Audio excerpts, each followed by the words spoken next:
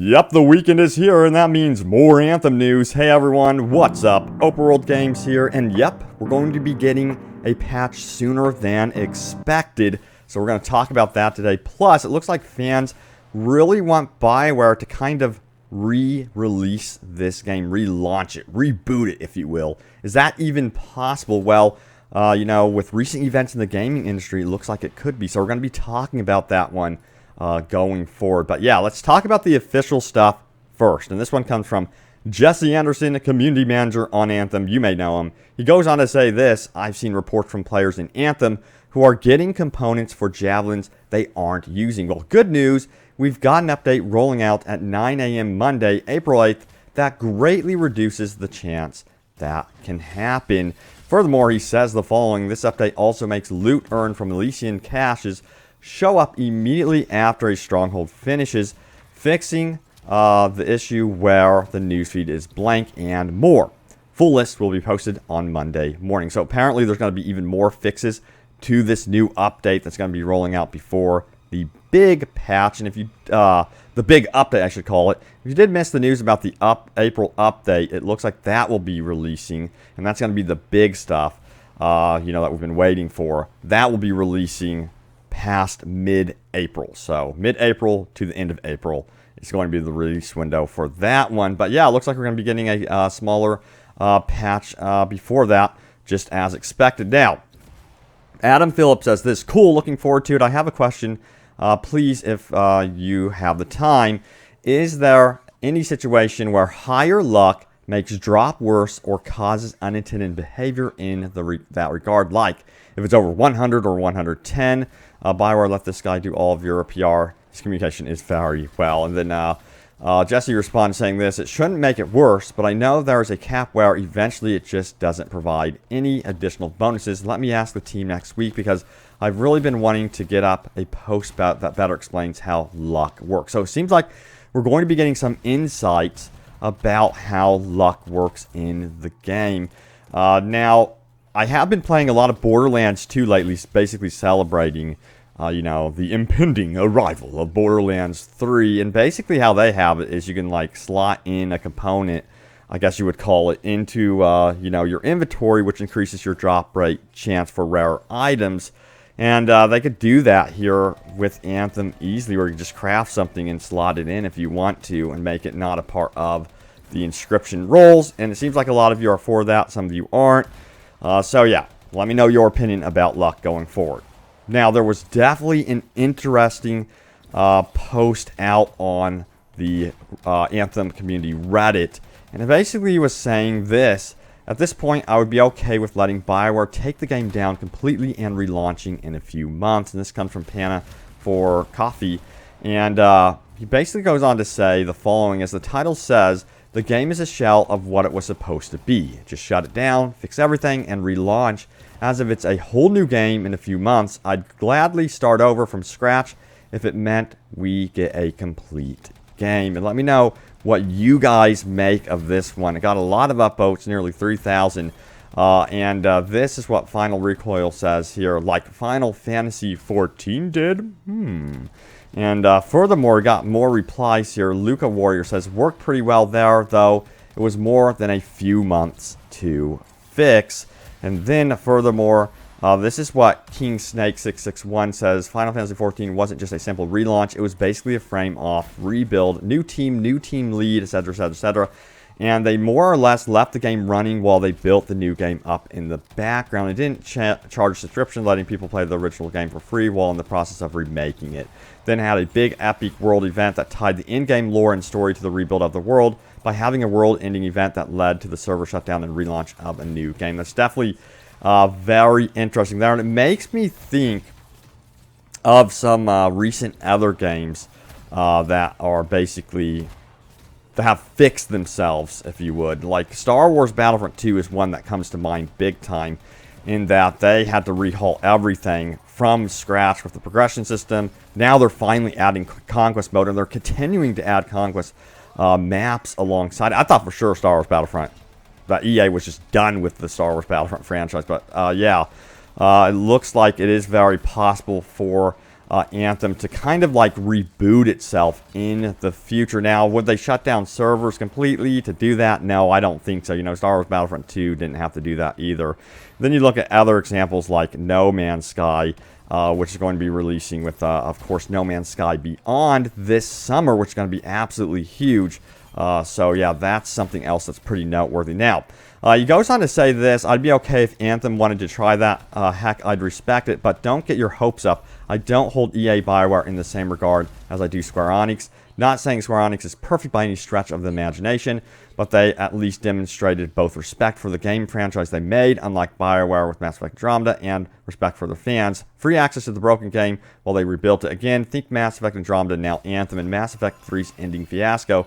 SWTOR's decline, loot box fiasco with Battlefront 2. I can go on and on. LOL, yeah, the loot. I don't want to talk about the loot crate stuff of Battlefront 2.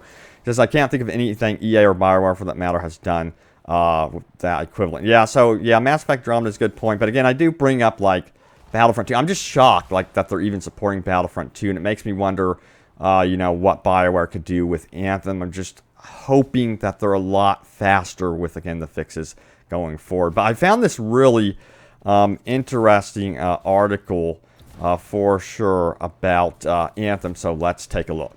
And this definitely relates to what we were just talking about. It's called this: It's Not Too Late for Anthem, 10 Other Games That Massively Improved After Launch. It's definitely an interesting read. Check it out for yourself. But as you can see, it's right here. And it comes from App Trigger, and it says, you know, where does Anthem go after a pretty badly botched launch? Here are 10 other games who managed to pull out of free fall and into something people actually wanted to play. And of course, they give like a lot of examples with Final Fantasy 14, 15.